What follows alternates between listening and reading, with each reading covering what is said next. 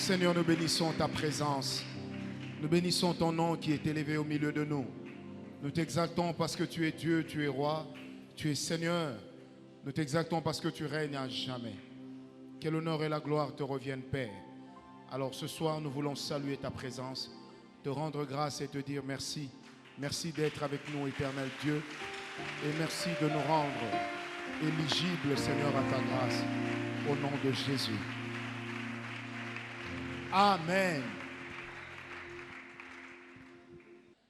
Alors, dans le lot des premières armes, nous avons utilisé Romains 12, versets 5 à 13, que nous allons relire et ensuite nous allons avancer.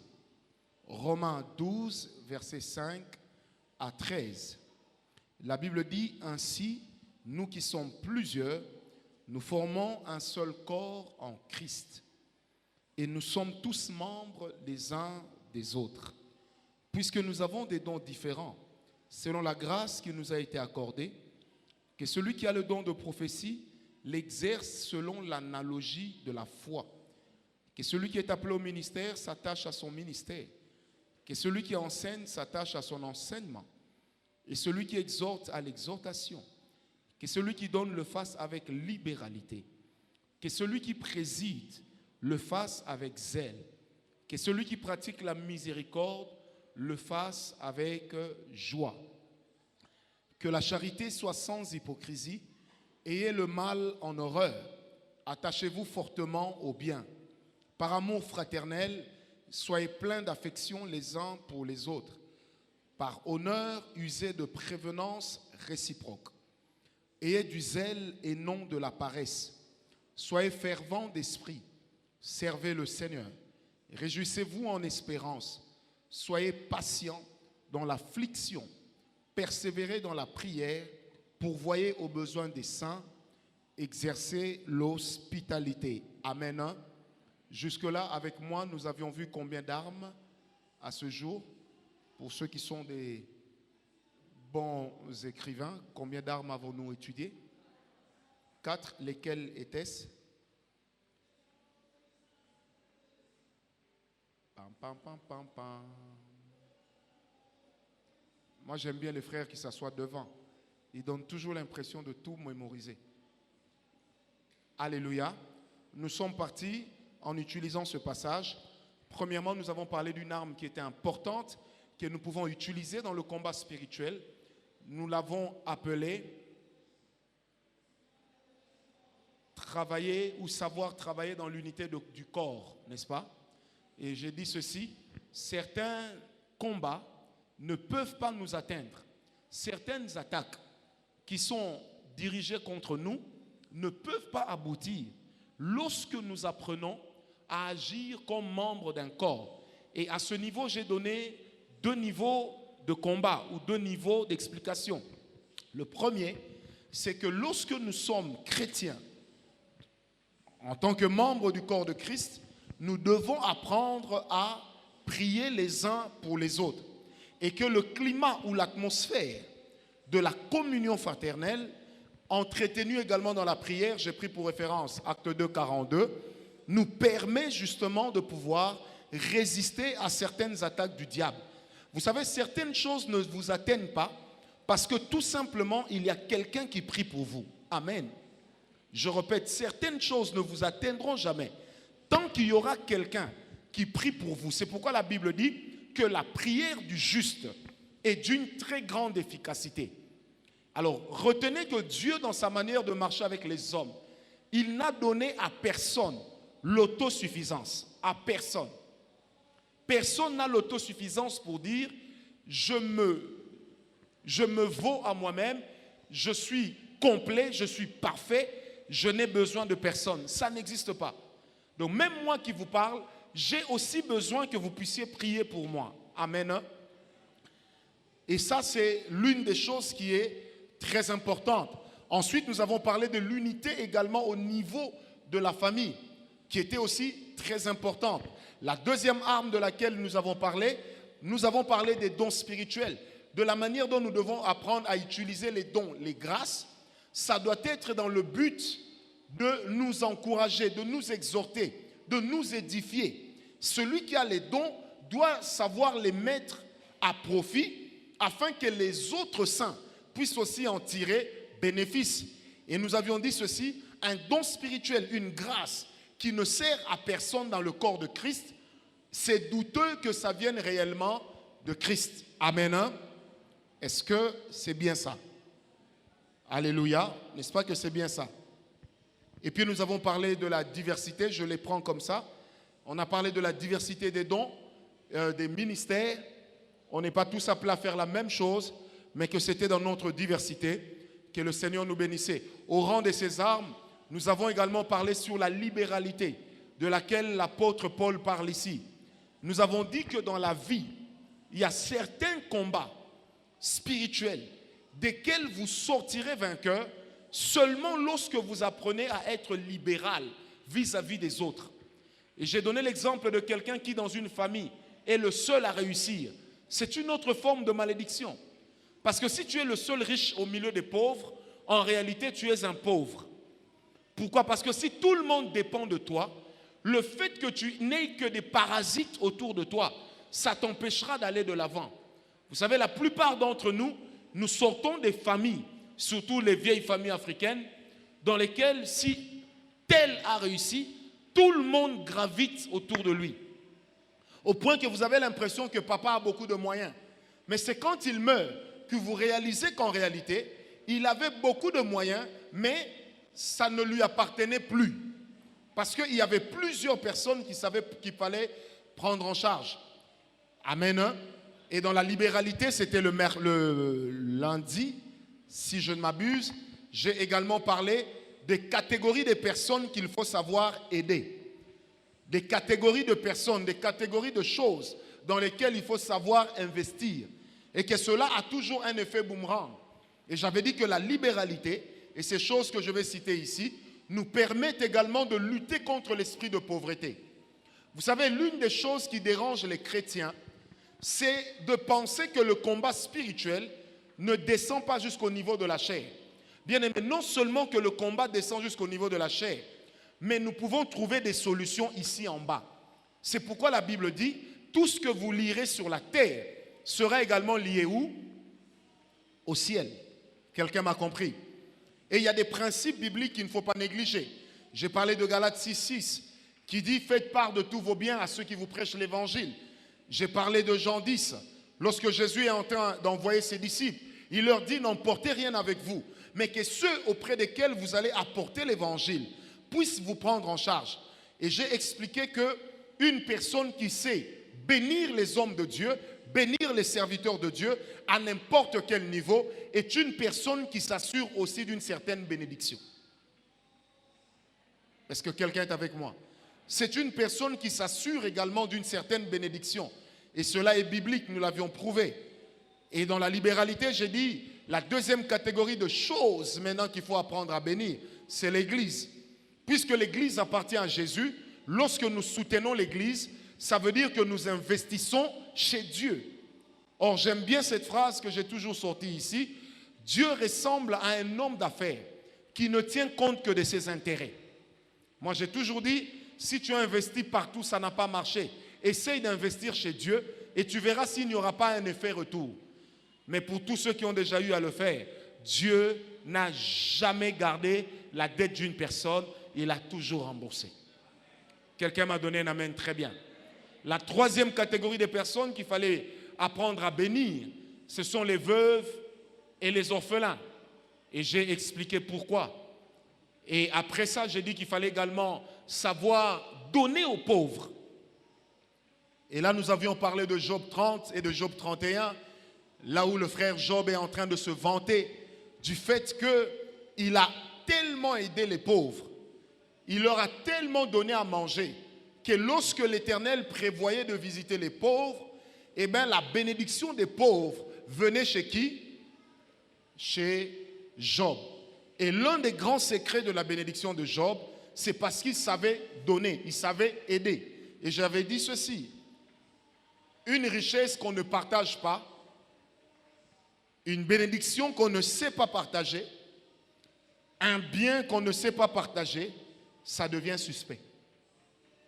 Amen. Mais même quand vous partagez, j'avais dit, vous devez savoir également sous quelles conditions partager. Lorsque votre cœur ne vous incite pas à le faire, ne le faites pas. Soyez sûr que Dieu est avec vous. Bien-aimés, le monde est ce qu'il est. Et de par mon expérience dans le ministère, particulièrement de délivrance, je me suis rendu compte qu'il est de ces personnes qui se sont retrouvées dans des envoûtements à cause du bien qu'ils ont fait aux autres. Est-ce qu'on me comprend? Donc il y a des gens, quand tu sens que ton cœur n'est pas à l'aise pour les bénir, n'insiste pas. Quand tu sens que ton cœur n'est pas à l'aise pour donner quelque chose à quelqu'un, n'insiste pas, ne le fais pas. La Bible dit, Dieu parle tantôt d'une manière, tantôt d'une autre. Et la même Bible dit également ceci, que tout ce qui n'est pas conviction est péché. Bien-aimé, il est de ces personnes, tu as envie de lui donner, mais quand tu te rapproches pour lui donner, tu sens que ton cœur devient lourd. Bien-aimé, tant que ton cœur est lourd, ne va jamais à son encontre. Parce que la Bible est claire, l'esprit de l'homme, c'est comme une lumière que Dieu a mise en lui. Et la lumière de notre esprit éclaire la lanterne de notre vie et nous permet également de savoir que nous ne pouvons par exemple pas aller sur cette voie, pas aller sur cette voie. Et j'aimerais ouvrir une parenthèse que je n'avais pas dite ce jour-là, surtout vous en tant qu'enfants de Dieu. Le monde étant ce qu'il est, évitez de vous échanger les vêtements avec les gens. Si vous n'en avez pas, mettez le peu que vous avez. Le jour où Dieu vous bénira, tout le monde oubliera que vous n'en aviez pas. Quelqu'un m'a donné un amen. Arrêtez de tout le temps aller emprunter chez les gens. Parce que vous ne savez pas toujours comment eux ont reçu ces vêtements, ni ce qu'ils peuvent en faire derrière vous. Retenez que ceux qui vont chez les féticheurs, dans le but d'envoûter, de détruire, de causer du tort, ont l'habitude de faire une pratique. C'est celle d'amener un vêtement qui a appartenu à quelqu'un. Un vêtement qui a déjà été porté. Et à partir de votre transpiration, on peut remonter jusqu'à vous. Donc il est important, bien-aimé, de savoir exactement quoi faire, quand le faire, comment le faire, avec qui le faire. Est-ce que quelqu'un m'a donné un amen très bien? Et pendant que je parlais, j'avais également parlé sur les dettes. Ça me revient. Vous ne pouvez jamais devenir riche en empruntant tout le temps chez les autres. Certaines personnes, en vous prêtant de l'argent, vous envoûtent. Il est de ces personnes qui vous donnent de l'argent et qui rachètent votre vie. Amen. Je répète, il est de ces personnes lesquelles, en vous donnant de l'argent, rachètent votre vie. J'ai reçu un monsieur aujourd'hui qui est député national, il y a quelques années de cela, il y a 10 ans. Je me permets de donner ce témoignage ici. Ce monsieur était très proche de l'ancien chef de l'État à l'époque de la rébellion. Alors très proche, toujours à côté de lui. Quand ils sont arrivés à Kinshasa, il était tellement jeune, il a demandé qu'on lui donne sa chance. Il est allé étudier. Mais venant d'une famille pauvre, c'était toujours un ministre, un vice-président, un tel, qui l'aidait à payer les études. Rendez-vous compte que lorsqu'il a fini les études, tout le monde l'a mis de côté. Et c'est là qu'un frère me l'a amené. Il dit, lui, il peut t'aider. Quand j'ai discuté avec lui, il m'a expliqué. Je lui dis, le Seigneur me dit, toutes ces personnes qui ont payé pour toi les études, il faut que tu leur rembourses quelque chose. Tu dois leur amener un symbole pour sortir de tout ce qui te lie à eux. Il me dit, mais pourtant ils sont gentils avec moi. J'ai dit, ils sont gentils. Mais en le faisant, ils étaient en train de racheter quelque chose en toi. Nous sommes entrés en prière avec lui pendant 2-3 jours. Il n'avait pas d'argent. Je l'ai aidé à acheter certains objets de grande valeur. Et je lui ai dit, va leur donner ça. Vous savez, une fois c'était 2 personnes. Il a donné, l'une de ces personnes était un vice-président. Il le lui a apporté. L'autre personne était un ministre. Il le lui a apporté. Vous savez que la semaine qui a suivi, le chef de l'État va l'appeler. Chose qui n'était plus arrivée depuis 8 ans. Il va l'appeler pour dire, mais depuis que je te cherche, j'ai besoin de toi. Il est venu, il est entré dans le parti présidentiel et aujourd'hui, il est député. Mais avant d'être député, on avait déjà senti que même sa forme physique a changé. Mais d'où venait le blocage? De la personne qui lui avait donné. C'est pourquoi, bien aimé, évitez dans votre vie d'être dépendant. Donne-moi un amen bien. Tu dois te battre, tu dois lutter, tu dois travailler. Ne prie pas seulement, travaille aussi. Tu dois suer, pourvu que ce que tu auras soit le fruit de ton travail. Dieu ne peut pas te bénir avec le fruit du travail de quelqu'un d'autre. Dieu ne te bénira qu'avec le fruit de ton propre travail. Il y a des gens qui ne sont pas d'accord. Est-ce que quelqu'un me donne un amen bien? Frère, évitons d'être des parasites. Parce que lorsque tu es un parasite financier, tu es un parasite social, celui qui te donne est en train de prendre autorité sur toi. C'est comme ça que même au niveau de nos familles, quelquefois nous avons l'onction, nous avons l'esprit, nous parlons en langue, mais nous continuons à dépendre de qui? Des mêmes personnes que nous taxons d'occultistes. Nous continuons à dépendre de qui? Des mêmes personnes que nous disons être des sorcières. Mais pourquoi nous dépendons d'eux? Parce que nous n'avons pas le choix. Bien-aimé, un message a été mal perçu à l'église. Tout est grâce. Tout est grâce. Mais la grâce ne veut pas forcément dire qu'il y aura la gratuité dans tout ce que nous faisons. La grâce ne doit jamais être interprétée comme un signe et un langage de paresse. Cela n'est pas de Dieu. Bien-aimé, si vous avez un oncle, je le répète, qui est dans la franc-maçonnerie, qui est dans la Rose-Croix, et que tout le monde dans la famille ne dépend que de cet homme, dites-vous bien une chose, non seulement que vous dépendez de son argent, mais vous allez aussi dépendre de ses sacrifices. Et les jours où il aura besoin de piocher quelqu'un, c'est sur vous qu'il portera son choix. Après, les gens vont s'étonner, mais comment est-ce que ce frère est assidu à l'église? Mais comment ça se fait qu'on l'a mangé, comprenez l'expression, aussi facilement? Bien-aimés, n'oubliez jamais que toute forme de dépendance devient à un certain niveau un esclavage. La Bible dit tout homme est esclave de la chose qu'il a vaincue. Mais ce soir, j'aimerais dire, tout homme est esclave de la main à laquelle il est assujetti. Donne-moi un amen bien. Bien-aimé, vaut mieux mourir de faim chez toi que de toujours chercher à être derrière des personnes dont vous ne connaissez pas la pureté de l'esprit. Ce n'est pas parce que quelqu'un est de votre famille que son cœur est forcément avec vous. Certains combats dans lesquels nous entrons, c'est seulement parce que nous cherchons à trop dépendre des autres. Et là, j'aimerais parler de ces personnes qui rêvent de se marier, mais qui rêvent de se marier sur la poche des autres. Sur la poche des oncles, des tantes, des grandes sœurs, des grands frères, des cousins. C'est un lien, c'est un combat spirituel dans lequel vous entrez. Bien-aimé, un véritable homme, il dote la femme qu'il aime avec ses propres efforts.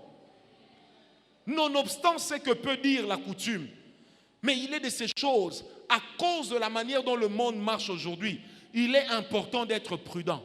Vaut mieux prévenir que guérir. Amen. Je répète, dis à ton voisin, cherche à ne pas être dépendant. Non, dis-le lui bien, cherche à ne pas être dépendant. J'espère qu'à la fin de ce message, quelqu'un prendra des grandes décisions. Tu ne dois pas toujours avoir la main tendue. Bopesanga, donnez-moi, je manque ceci, je manque cela. Quelquefois, accepte de manquer. Mais pourvu que cela te booste pour apprendre, que cela te booste, que ça te pousse au travail. Bien-aimé, ce n'est pas normal. Vous avez des gens qui sont contents de dormir sur des lits qu'ils n'ont pas achetés, de se couvrir sur des draps pour lesquels ils n'ont pas contribué. Ils ont 30 ans, 35 ans, 40 ans et ils sont contents de dire « je suis chez mes propres parents ». Après un jour, on va prier, tu tombes, qu'est-ce que tu as? Oh, esprit de pauvreté, esprit de servitude. Certaines choses entrent comment? Ça entre au travers des portes que nous-mêmes nous ouvrons. Et derrière les portes des habitudes se cachent également, certaines des habitudes, se cachent également des portes spirituelles qui peuvent être utilisées par le diable contre nous. Si tu n'as pas de rouge à lèvres, viens avec tes lèvres sans rouge à lèvres. Tu ne mourras pas. Si tu n'as pas l'opportunité d'avoir des cabellos, ma soeur, mets même un képi. À vous les femmes, on autorise de mettre des képis parce qu'on ne sait jamais ce que ça cache. Pourquoi tu te bats pour paraître alors que les moyens avec lesquels tu parais sont en réalité des moyens d'emprunt? Bien-aimé, ce n'est pas parce que quelqu'un te donne avec gentillesse qu'il t'aime. Le diable, quand il a approché Ève dans le jardin d'Éden, il n'était pas venu avec un air méchant. Il était venu avec une ruse. Il lui a parlé avec tendresse. Mais derrière cette tendresse se cachait quoi? La malédiction de toute l'humanité. Qui t'a dit que si tu quittes chez tes parents, tu mourras? Un ami me disait, quittons d'abord et puis on verra. Est-ce que quelqu'un me comprend? Bien-aimés, nous devons changer de mentalité. Il est de ces possessions démoniaques qui viennent au travers des mentalités. Tu as 30 ans, tu continues toujours à compter sur les autres pour te faire voyager. Et puis quand tu voyages sans vision, tu pars faire quoi? Est-ce que quelqu'un m'a donné un amen? Bien-aimé, vaut mieux te battre pour acquérir le peu que de rester tranquille en n'ayant rien. Et ils sont nombreux ici. Ces jeunes qui friment, qui parlent comme s'ils valaient quelque chose. En réalité, tout ce que vous valez, c'est ce que vos parents vous ont donné. Vous ne valez rien. Et quand ils parlent, ils disent, j'ai un niveau. Mon niveau, tu n'es rien, tu ne vaux rien. Quel niveau? Toi, tu vas te battre, tu vas te targuer d'un niveau pour lequel tu ne t'es pas battu. Tu vas te targuer d'un niveau pour lequel tu n'as pas lutté. Ce n'est pas normal. Est-ce que quelqu'un me comprend? Bien-aimés, changeons notre manière de faire. Ne cherchons pas toujours à être dépendants. Derrière la dépendance, derrière cette coutume à être des parasites, nous avons développé pour certains une activité démoniaque qui joue contre nous. Amen. Parce que le jour où celui-là ira dans sa loge, et si on lui dit donne-nous quelqu'un, il va donner qui? Tu as le même titre que son enfant, puisque tu dépends de lui. Aucune différence. Il peut te livrer, il peut te donner. Et 10 ans, 20 ans après, tu seras là en train de végéter. Tu te poseras la question, comment j'en suis toujours là? Tu vas chercher des sorciers ailleurs, alors que c'est toi-même qui étais venu dans l'assiette du sorcier. En disant, mange-moi, hein, mange-moi, hein, mange-moi. Hein. Est-ce que quelqu'un m'a compris? Ah, dis à ton voisin, évite d'être parasite.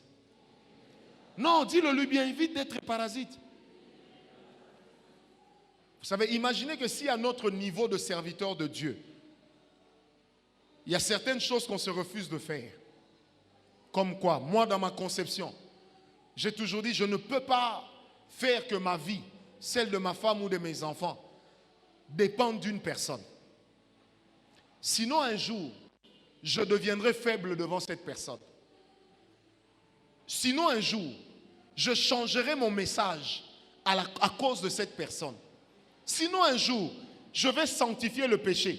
Parce que je sais que la personne ici est dedans. C'est elle qui nourrit ma femme et mes enfants.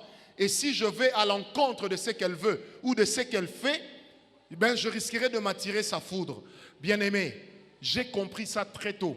Et j'ai toujours dit à mon épouse, je ne marcherai jamais sur ce terrain-là au nom de Jésus. Alors, donne-moi un amen bien. Un jour, je suis allé quelque part, j'étais dans une ville. Sans exagérer, il y a une sœur qui est venue me voir que je connais très bien.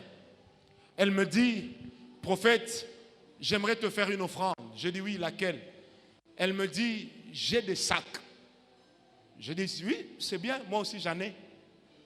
Elle me dit, j'ai un sac Hermès, 35 000 $. J'ai un sac Louis Vuitton. Vous savez, pendant qu'elle parlait, moi, je comptais dans la tête. Ça faisait 138 000 $. Le total de ces sacs. Elle me dit, j'aimerais vous donner ça, comme ça vous donnez à votre femme. J'ai dit, ma soeur, comme ça quand ma femme marche, tu seras là en train de dire, Yangaït. J'ai dit non, ma femme va se contenter de la bénédiction au niveau où Dieu m'a amené. Là où Dieu ne m'a pas amené, je n'ai pas besoin d'envier ou de convoiter. Ce que je peux, je peux. Ce que je ne peux pas, je ne peux pas. Oh, donne-moi un amen bien. Je disais, donne-moi un amen bien. Tu vas staffer comme ça et la nuit, tu es en train de lutter avec des démons. Tu vas entrer ici, tout le monde te regarde. Lui, il va même dire, hé, ça qu'est. Dans l'entretemps, la nuit, quand tu dors, tu rêves d'un serpent qui est en train de marcher sur ton corps. Frère, il y a tellement de choses que les hommes cachent dans leur vie. Il ne faut jamais minimiser la force destructrice des armes que le diable utilise contre nous. Il ne faut jamais minimiser. Et comme je l'avais dit, le diable passe par des petites choses qui n'ont l'air de rien, mais derrière lesquelles nous en arrivons à nous retrouver des fois envoûtés, ensorcelés. À cause de quoi? À cause d'un manque de prudence ou d'un manque de connaissance. C'est pourquoi je prie ce matin et ce soir. Je prie ce soir, s'il y a quelqu'un qui estime que tu lui dois quelque chose et que toi tu ne lui dois rien, que Dieu te délivre de ses mains. Si quelqu'un a récupéré une chose dans ta vie, je prie qu'aujourd'hui, il te le rende au nom de Jésus. Alléluia. J'ai parlé ici du témoignage une fois, je crois que c'était au Grand Jeûne, de la petite sœur d'un ami, comment elle est morte. Elle étudiait quelque part dans une université à Kinshasa et elles ont fugué avec 2 de ses copines. Elles se sont dit, nous allons visiter la ville. Un Libanais s'arrête, beau, propre, belle voiture. Elles montent toutes les 3. Elle est devant. Comme on dit en lingala, azobet à 9. Le Libanais sent bon, un parfum très bien, cride. Tout est formidable. On roule. Et puis le monsieur commence à leur poser la question, vous venez d'où? Non, nous sommes des étudiantes, on lutte encore, on étudie. Ils arrivent quelque part. Le Libanais leur dit, puisque vous n'avez rien à faire, on va entrer manger. Elles entrent avec le monsieur, elles mangent. Vraiment, elles mangent bien. Vous savez, il est de ces histoires, quand vous mangez, vous avez vite envie de terminer pour vous brosser les dents. Mais il y en a d'autres, par contre, quand vous mangez, vous êtes lent. Parce que vous avez vraiment envie de savourer. Tellement c'est bon.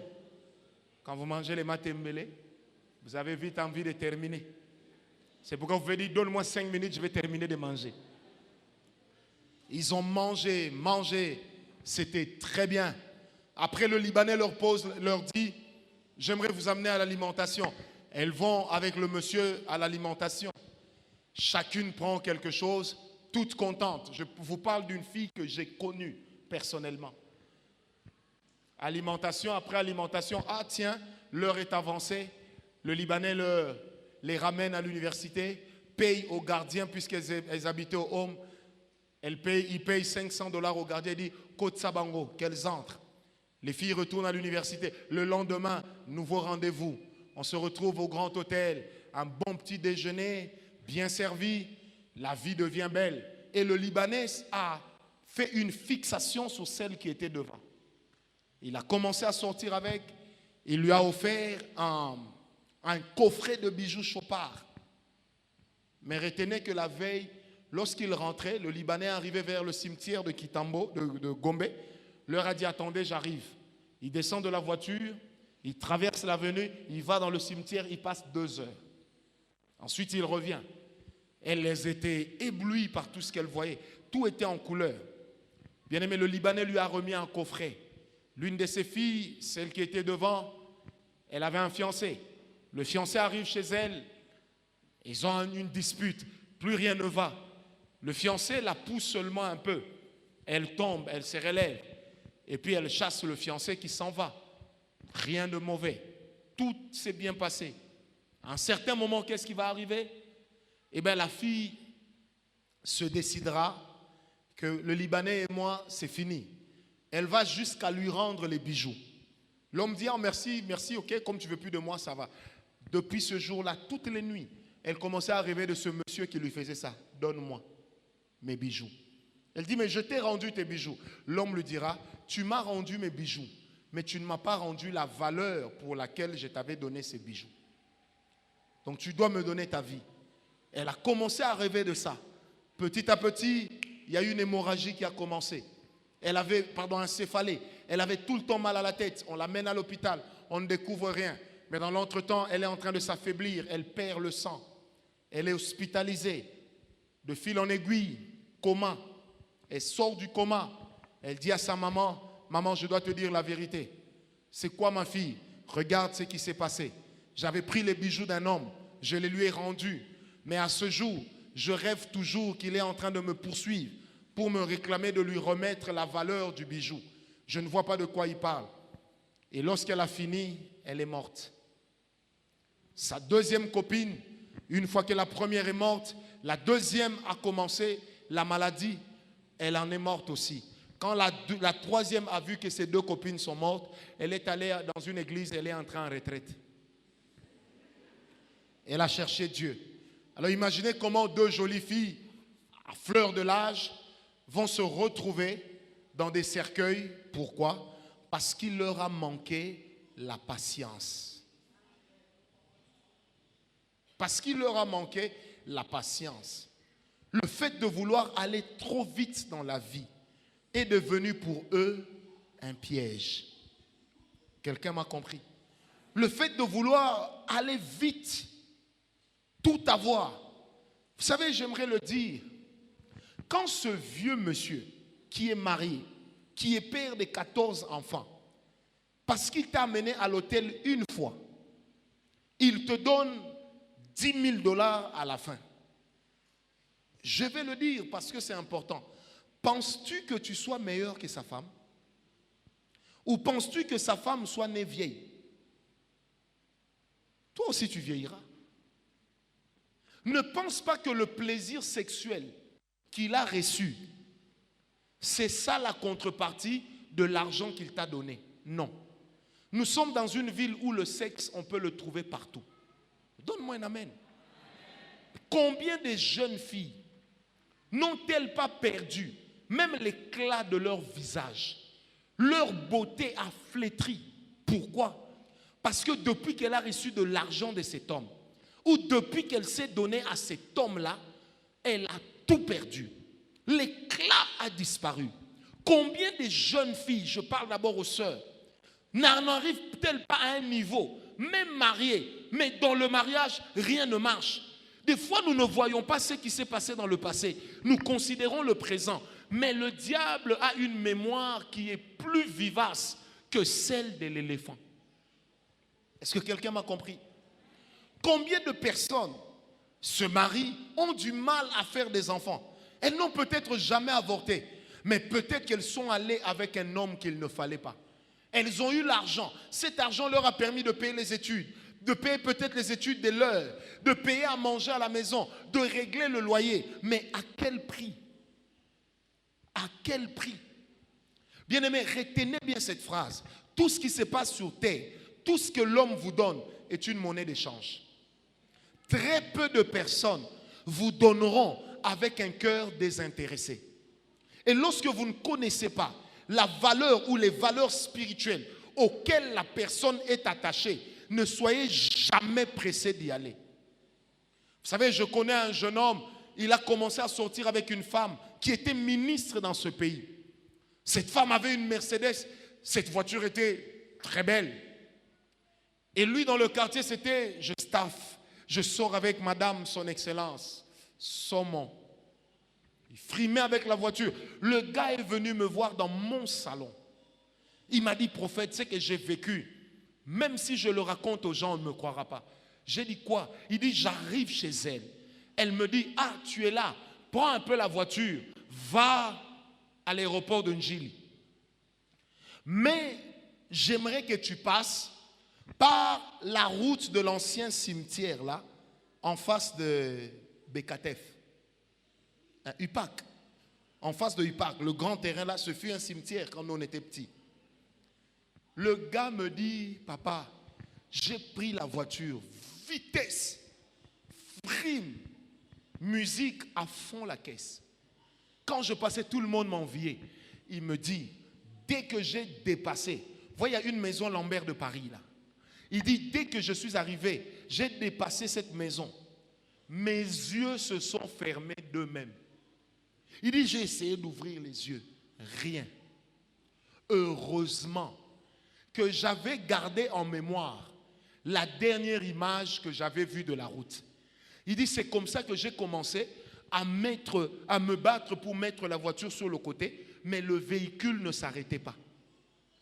Il me dit, j'ai commencé à crier, Jésus, Jésus, aie pitié de moi, je ne ferai plus ça, aie pitié de moi. Il me dit, d'une manière étrange, le véhicule s'est immobilisé. Pouing.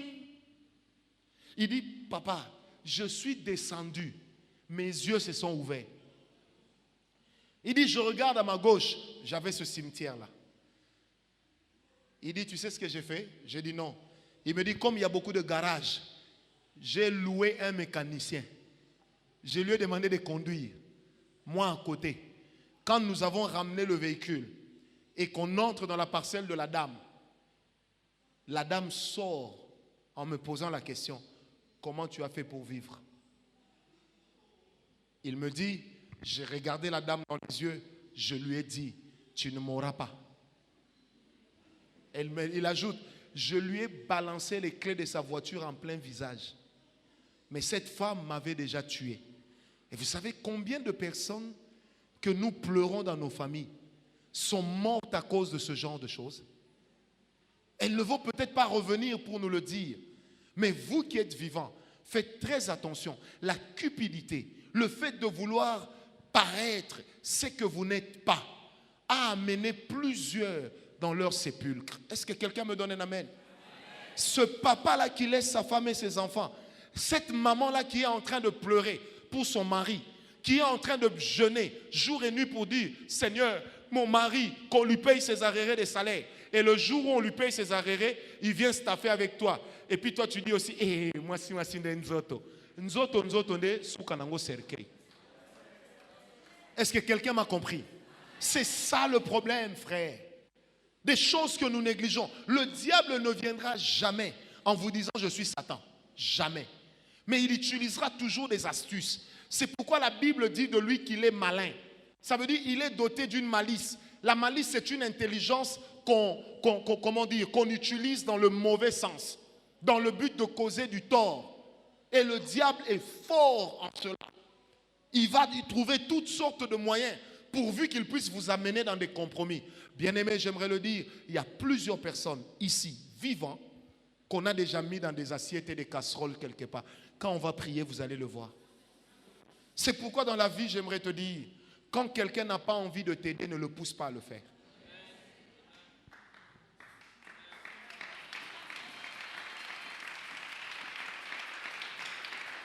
Ne va jamais critiquer quelqu'un parce qu'il ne t'a pas aidé. Alors moi, je me rappelle, j'étais un jour, c'était en 2001, j'étais fauché comme un rat d'église. Je vois quelqu'un qui m'a donné rendez-vous aux mêmes lignes. Il me dit, prends même un taxi express, je vais payer. J'avais 10 $. Je prends mon taxi express, j'arrive aux mêmes lignes. On passe la journée ensemble, tout se passe bien. Et il devait prendre son avion le soir pour retourner en Europe.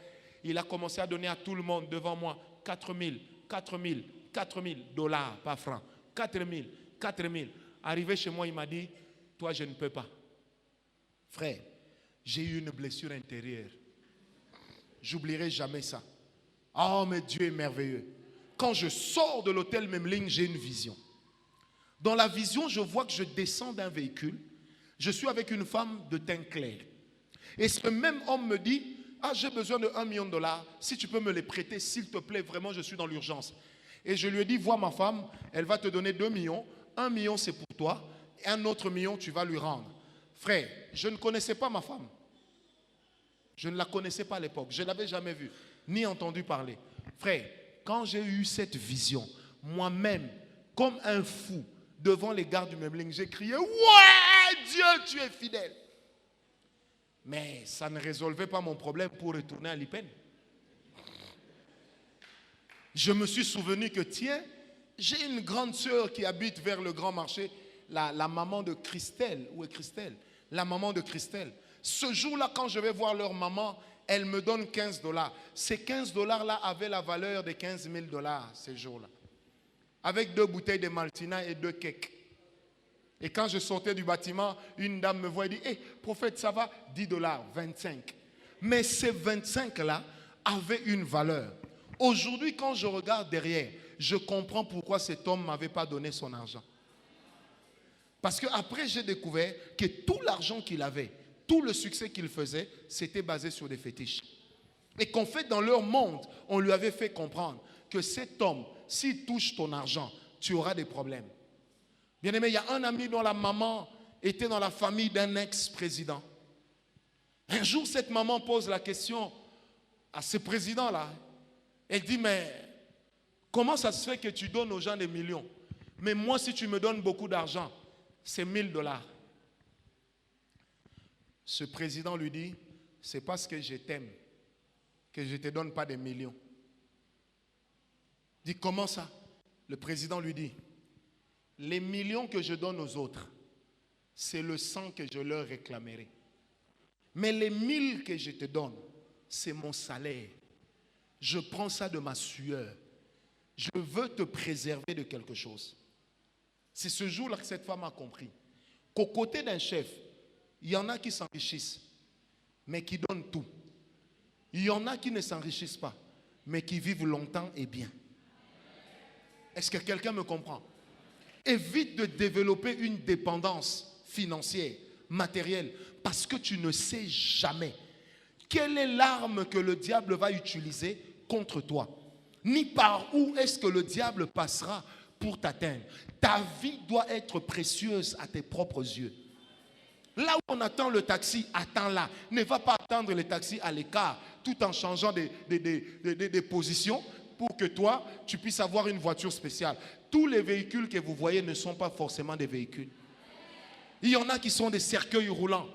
Il y en a, le gars, il sort de la morgue et on lui a dit clairement, tu dois me trouver un sacrifice. Un jour, un monsieur qui travaille dans un grand hôtel de ce pays m'a raconté cette histoire. Comment une fille est descendue, dévêtue au niveau du hall, affolée. Pourquoi? Elle est sortie avec un homme. Cet homme, avant même d'arriver à l'hôtel, lui a remis 10 000 $. Elle était contente, programme bien fait. Elle a mis dans le sac. Arrivée à l'hôtel, ils se sont amusés charnellement. C'était magnifique. Elle a dit à l'homme, je vais me changer, je vais me laver, j'arrive. Elle entre dans la salle de bain pour se laver. Quand elle sort, elle trouve un cadavre. Donc l'homme est un cadavre bien vêtu, avec cravate, des cotons au nez, des cotons aux oreilles. Affolée, elle a même oublié que le peignoir existait. Elle s'est retrouvée en bas. Les gens de la réception l'ont attrapée. Mais qu'est-ce qui se passe? Eh non, la Bibi n'est bébé. On la remonte dans sa chambre d'hôtel. La chambre est bien rangée, vide. Même ses propres habits à elle, il n'y a plus. Mais les 10 000 étaient là.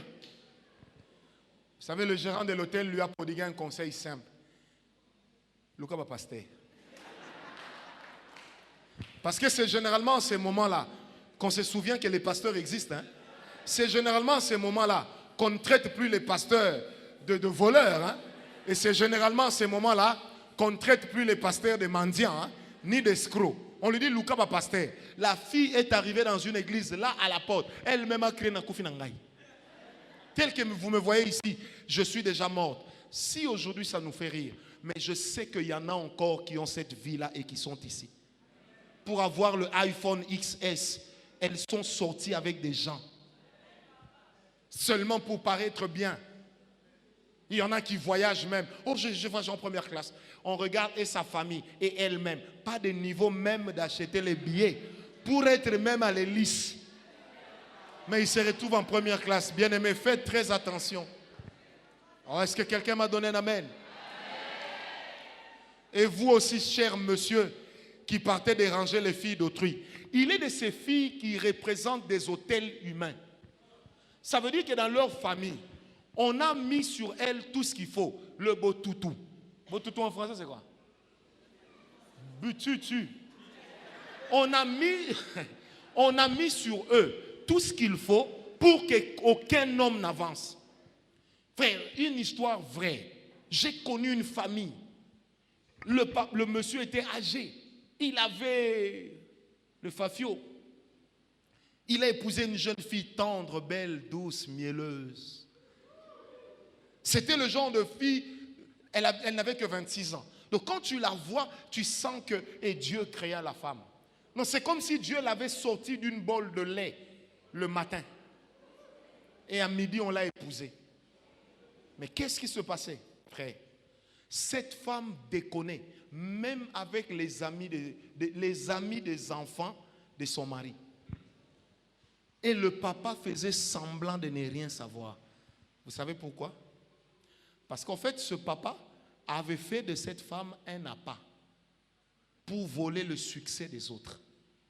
Et quiconque sortait avec cette femme, s'il ne perdait pas la vie après 3 mois, il perdait tout. Moi, je connais une fille qu'on a dotée 27 fois. 27 fois, on l'a dotée. Vous savez que... Non, il y a des histoires. Chaque homme qui a doté cette fille, même s'il avait $1 million en compte, 3 mois après la dot, le gars n'avait plus rien. Personne ne mourait. Mais la vie de ces gens séchait. Comme vous n'avez pas idée. Un jour, je me retrouve à Bruxelles, dans l'appartement. Je suis en train de sortir comme ça en plein été sur le balcon. Alors que 2 minutes avant, elle venait de m'écrire sur Facebook pour dire: ah, prophète, j'ai vu que tu es à Bruxelles, si on peut se voir. Frère, je sors comme ça, je la vois. Mais Michael, dans le clip là, avait menti. Donc j'ai reculé. Ça, c'est des gens avec qui il ne faut pas être. Quelqu'un me comprend? Chaque personne qui est sortie avec cette fille-là, ou une fille de cette famille, a perdu tout. Tout. Je dis bien tout.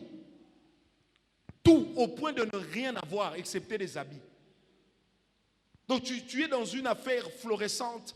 Dès que tu sors avec elle, c'est comme si tu as pris ton argent, tu as jeté dans un étang de feu. Donc tu es sûr de ne rien retrouver, tout sera calciné. Et c'est ce qui est arrivé. Bien-aimés, faites très attention. Les choses que vous recevez facilement peuvent devenir aussi des grands dangers pour vous. Quand vous sentez qu'une chose vous résiste, priez. Ça continue à vous résister. Peut-être que ce n'est pas à vous. Oh, donne-moi un amen. Moi, j'ai vu dans ma vie des femmes aspirer même les ministères des gens. Surtout vous qui cherchez les filles canon. Moi, je vais épouser une fille, il faut qu'elle soit canon. Derrière le canon, le problème avec le canon, c'est que ça peut aussi exploser une fois qu'on a tiré. Au même endroit. Quelqu'un me comprend? Je me rappelle d'un de mes aînés. Aujourd'hui, quand je le vois, j'ai mal. Quand je le vois, j'ai mal. C'était un ministère en pleine ascension. Il est allé épouser une femme que tout le monde enviait. Mais il faut voir la vie qu'il a aujourd'hui, cet homme. Il n'y a plus rien. Je dis bien plus rien. Quand il se levait pour aller prêcher, la femme créait toujours un problème. J'ai dit, tu ne sors pas. Cet homme, non. Quand j'en parle, moi, je ne peux pas rire. Cet homme avait l'onction.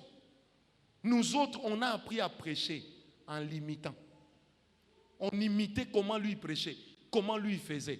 C'est comme ça qu'on a développé le ministère de délivrance, qu'on a développé les dons spirituels. Je vous dis, mais quand aujourd'hui vous regardez cet homme, vous vous rendez compte que c'est une femme qui a aspiré son ministère. Qui a aspiré son ministère. Plus personne ne lui fait confiance. Quand il parle, il ne fait que critiquer, insulter les autres. Pourquoi? Parce qu'il sait que plus personne n'aimerait l'écouter. Frères, faisons très attention. C'est pourquoi la Bible dit, ne devons rien à personne.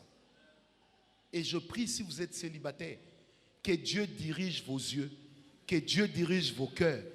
Oh, vaut mieux se marier tard et bien. Qui t'a dit que tu es en retard? Tu es en retard par rapport à qui? Oh, j'ai 30 ans, je ne suis pas encore marié. J'ai 40 ans, je ne suis pas encore marié. Tu sais combien se sont mariés à 20 ans? On divorçait à 20 ans et demi.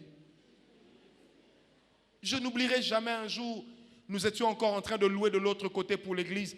Un jeune homme est entré dans mon bureau. Il me dit, je suis marié depuis 1 semaine. J'ai dit, oh, félicitations. Il dit, papa. J'ai dit quoi? Il me dit, je suis venu chez vous pour que vous puissiez prier pour moi. J'ai dit, pourquoi? Parce que je dois divorcer. De toute ma vie, c'est des choses que j'apprenais de loin. Mais je l'avais là, avec moi. Il me dit, je dois divorcer. Aidez-moi comment faire. Je dis, en tout cas, vous avez toqué à la mauvaise porte. Mais avant quand même de partir, explique-moi ce qui se passe. Il me dit, nous nous sommes mariés il y a 1 semaine. J'ai commencé à détester la femme à la nuit de noces. J'ai dit comment? Elle a dansé avec un ex à la soirée. Oh non, en me réveillant seulement le matin, j'ai senti qu'elle m'énervait. Elle me dit, je n'avais que 3 jours de congé, vu le fait que j'occupe une fonction importante là où je travaille. Mais figurez-vous que le mardi, en mettant pied au boulot, j'avais déjà enlevé l'alliance.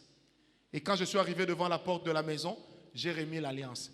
C'est pourquoi il ne suffit pas que de se marier. Encore faut-il bien se marier. Les gens traînent des passés, des dettes spirituelles. Lorsque tu l'épouses, tu hérites aussi de ses dettes. Lorsque tu vas en communion avec elle, tu hérites aussi de ses frères.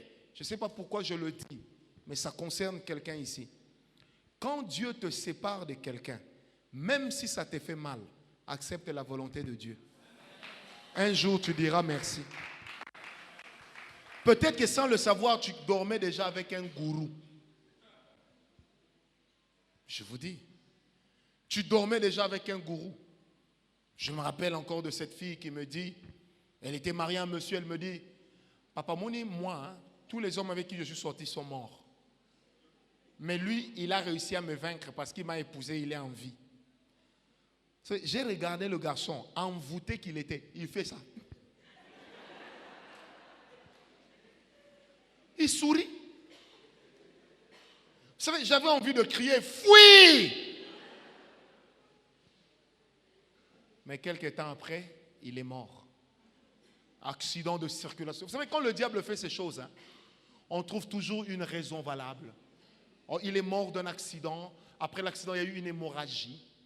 Et cette hémorragie cérébrale a créé une embolie. Et à cause de ça, la personne est décédée. Parce que le diable te donnera toujours l'argumentaire qu'il faut. Faisons très attention. Le monde dans lequel nous sommes est pourri. Et si on ne fait pas attention, il y aura un problème. C'est pourquoi, dans le passage que je venais de lire, la Bible dit « Usez de prévenance les uns envers les autres ». Et moi, ce que je fais ce soir, je vous préviens. Oh, j'ai dit « je vous préviens ». Je répète encore, je vous préviens que Dieu vous épargne de quelque chose. Même si ça sera avec larmes. Mais au moins que demain, vous puissiez sourire toute la vie. Est-ce que quelqu'un m'a donné un amen? Très bien. Mais comprenez que le monde dans lequel nous sommes est pourri. Et que quelquefois, c'est nous-mêmes qui ouvrons les portes à des combats spirituels. Qui ouvrons des portes à l'envoûtement. Qui ouvrons des portes. Et il y a 2 choses sur lesquelles le Seigneur me demande d'insister avant de terminer et de prier. Bien-aimé, apprends à accepter ton niveau. Bats-toi pour changer ton niveau, mais par tes efforts. Parce que la Bible dit, à tes résolutions, l'Éternel donnera du succès. Une autre version dit, à tes efforts, Dieu donnera la réussite. Et la Bible dit également ceci, ce que ta main trouve à faire, fais-le.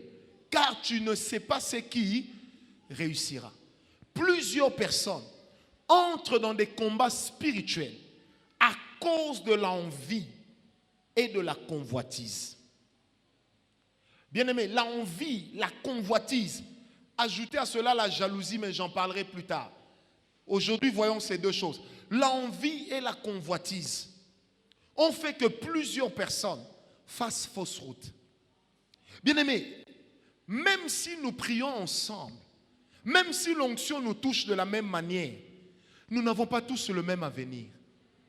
Et Dieu ne nous bénira pas tous de la même manière. Ce n'est pas parce qu'on a tous étudié à l'Ovanium, à l'Unikin, que Dieu va nous bénir le même jour. Le fait d'être intelligent à l'école ne veut pas dire que tu vas réussir ta vie. Le fait d'être la plus belle ne veut pas dire que tu auras le mariage le plus beau. Oh, donne-moi un amen. Le fait d'avoir la plus belle taille ne veut pas dire que tu seras la meilleure des mamans. Est-ce que quelqu'un m'a compris? Frère, évite de porter envie à ce que les autres possèdent. Ça fait partie des armes défensives. Évite de porter envie, de convoiter. Vous savez, même dans le ministère, il y a des gens qui convoitent facilement. Quand ils voient l'autre travailler, ils disent, ah, moi aussi j'aimerais travailler comme ça. Si ce n'est pas ton lot, ça devient un péché. Si ce n'est pas ton lot, ça devient un péché. Qui t'a dit que pour être prophète, il faut travailler comme ça? Qui t'a dit que pour être apôtre? La Bible dit ceci. Tout dépend de Dieu qui donne à chacun. Et dans 2 Pierre 1, verset 10, la Bible dit, travaillons, marchons de manière à asseoir notre élection. Bien-aimé, je ne suis pas l'autre. L'autre non plus n'est pas moi. Je n'ai pas besoin de l'envier. Est-ce que quelqu'un m'a compris? Tu risques d'envier même la sorcellerie. Tu risques d'envier la sorcellerie. Ces jours-ci, c'est à la mode. Il faut que chacun de nous épouse les gens qui sont au Canada, aux États-Unis, en France, à Londres, à Dublin, à Bruxelles. C'est bien. C'est bien beau. Mais ne pensez pas que les meilleurs hommes viennent que de là. Ne pensez pas aussi que les meilleures femmes viennent que de là. Mariez-vous avec la personne que Dieu va vous donner. Ne suivez pas la mode. Parce que derrière la mode, il y a beaucoup de convoitise. Et la convoitise marche avec le regard. On regarde, on commence à convoiter. On s'imagine déjà être à la place de l'autre. On s'imagine. Un jour, une femme m'a dit, j'aurais bien voulu être ta femme. J'ai dit, tu sais, il y a 20 ans, tu n'aurais pas dit ça. Donc pour que je sois l'homme que je suis, ma femme m'a aussi façonné. Et ne pensez pas que je sois le meilleur homme qui existe sur la terre. J'ai des défauts. Peut-être que mes défauts, tu ne les supporteras pas. Et parmi l'un de mes grands défauts, c'est que moi, je n'aime pas beaucoup manger. Maintenant, toi, tu aimes beaucoup préparer. Qui va manger? Est-ce que quelqu'un m'a compris? Moi, je déteste les dettes. Mais toi, tu aimes les dettes. Moi, quand je devais me marier, je dis à ma femme, chérie, le jour où on va se marier, on devient un couple. Si seulement j'apprends que quelqu'un est venu se disputer avec toi parce que tu lui dois de l'argent, ou je lis un SMS dans ton téléphone de quelqu'un qui te traite de Kidianfouka parce que tu ne payes pas la dette, je lui ai dit clair, tu sortiras de ma maison et tu vas aller payer cette dette 10 fois. Si moi je te laisse chez moi à la maison, à mon retour je te vois chez les voisins, tu auras des problèmes. Chacun chez soi. Oh, toi déjà tu es papato. Donc, hey, money, est-ce que ça te regarde? Est-ce que quelqu'un me comprend? Ou de fois, vous savez, il y a des gens,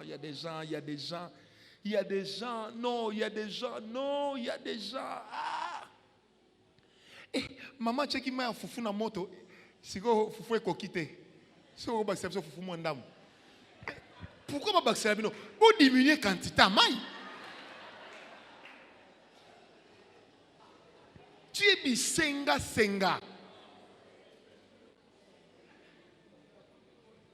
Est-ce que quelqu'un m'a compris?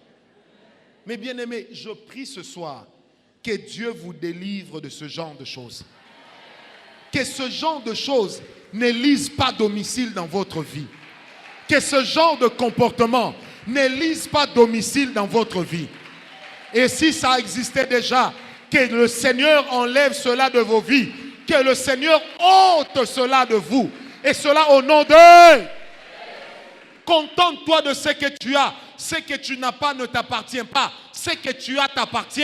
Quand le moment d'être béni viendra, l'Éternel ouvrira une porte de bénédiction. Tu n'as pas besoin de voler. Tu n'as pas besoin de sortir avec le papa d'autrui. Tu n'as pas besoin de sortir avec le mari d'autrui. Tu n'as pas besoin de femme, de prendre la femme d'autrui. Tu n'as pas besoin de prendre des copines et des copains. Quand Dieu voudra te bénir, il te bénira. Car même dans ta pauvreté, l'Éternel t'exaucera. Même dans ta pauvreté, Dieu entendra ta prière.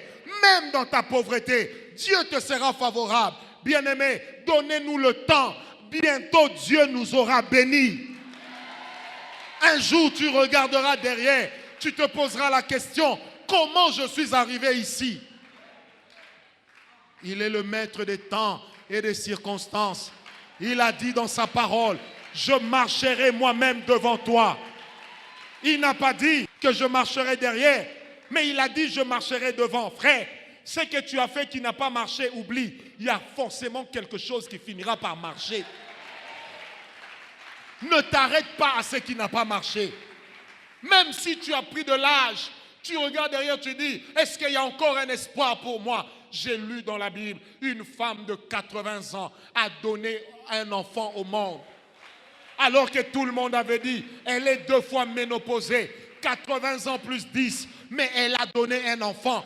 Et cet enfant, la Bible dit, il était une bénédiction partout où l'Éternel l'a mené. Ne pense pas que comme tu es, Dieu ne sait pas, il sait.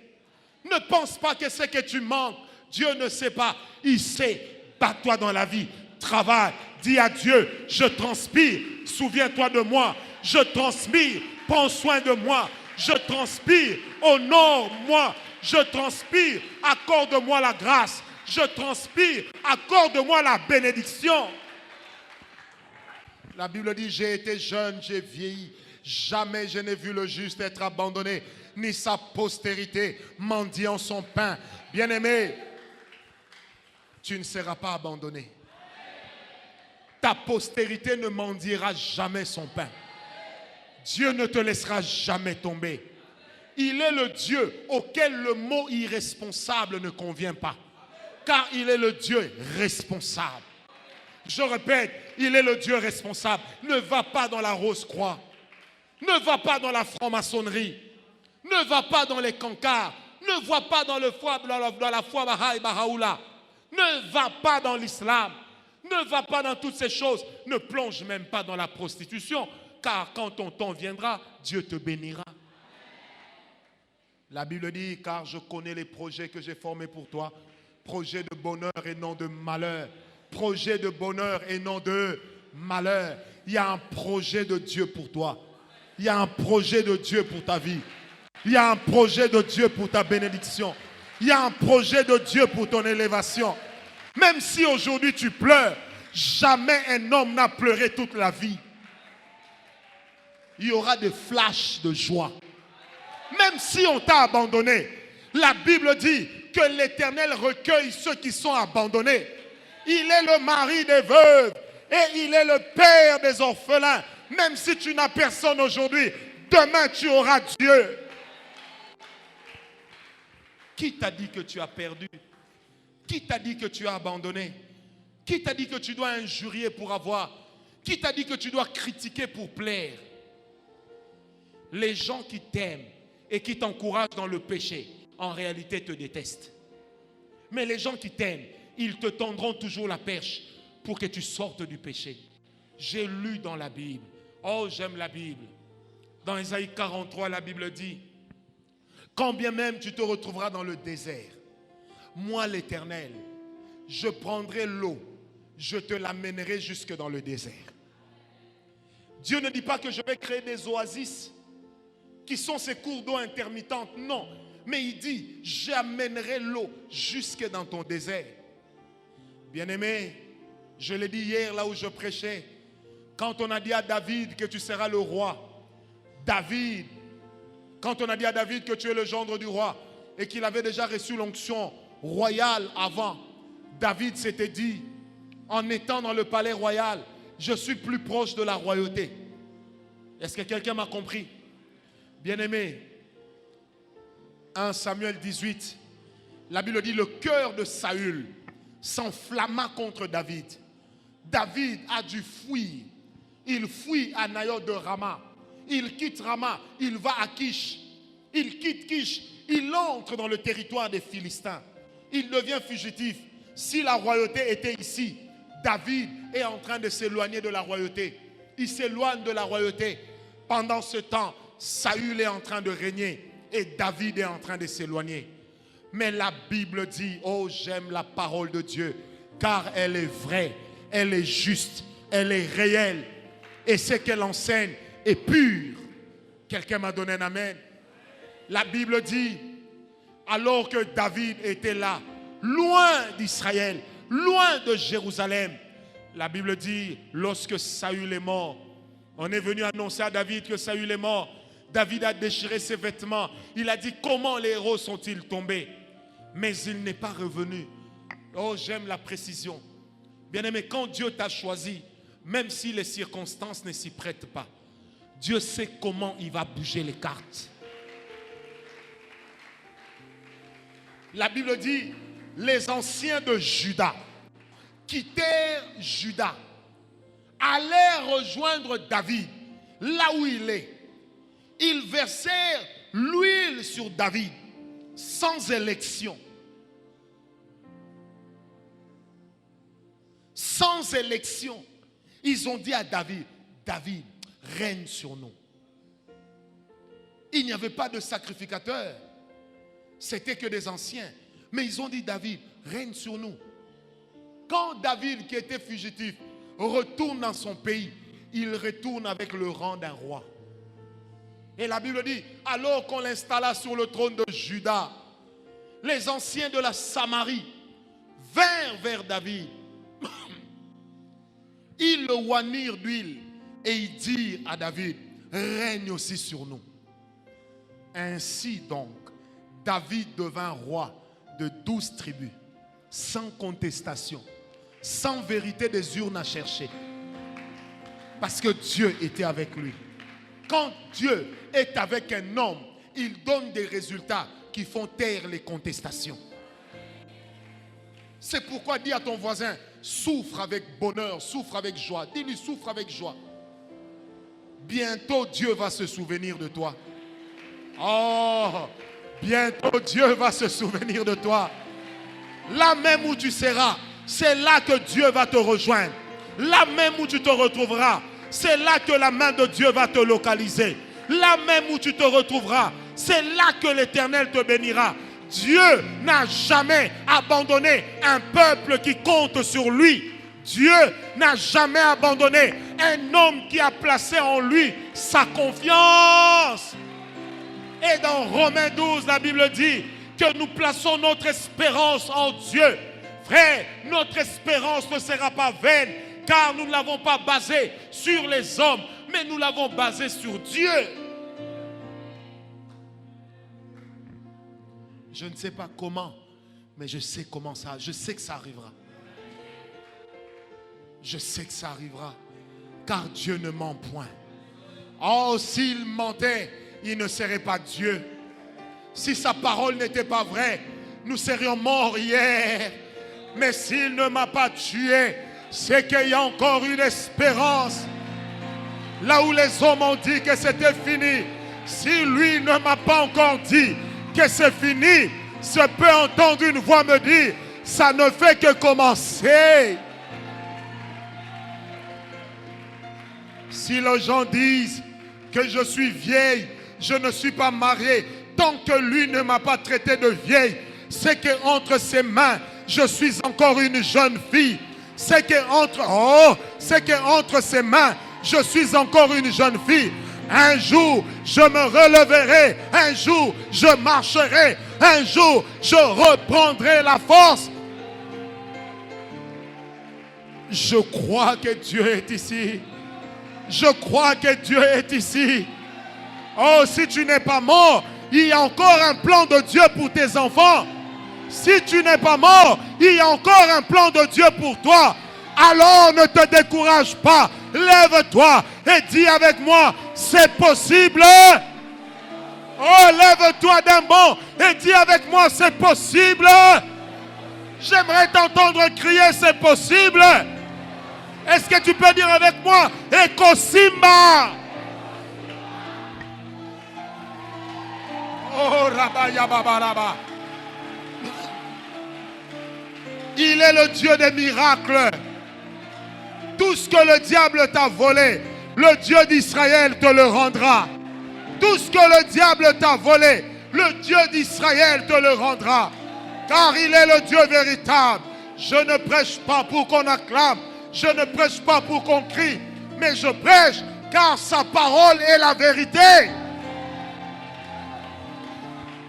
on peut tout détruire. On ne détruira jamais la parole de Dieu. Et ma Bible à moi m'a dit que tout est possible à celui qui croit. Et comme je crois, ça veut dire que c'est encore possible. Oh, et comme je crois, ça veut dire qu'il le fera. Il le fera. Il le fera. Ce qu'il a dit, il l'accomplira. Et même ce qu'il n'a pas dit, il l'accomplira quand même. Merci Jésus.